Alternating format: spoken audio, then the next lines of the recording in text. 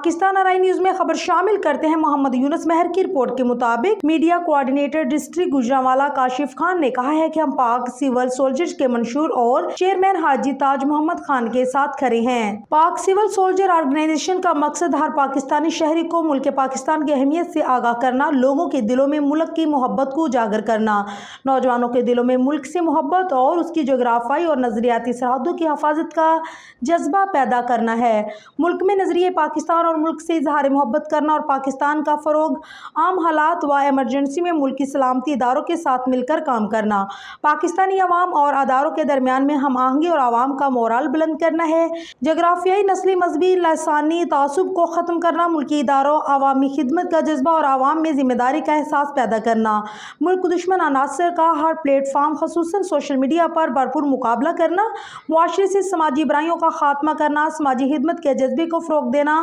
فلاحی اداروں کا قیام، ملک سے فرقہ واریت اور دہشت گردی کا خاتمہ کرنا، ریاست پاکستان اور قومی سلامتی اور اداروں کے ساتھ شانہ بشانہ کام کرنا۔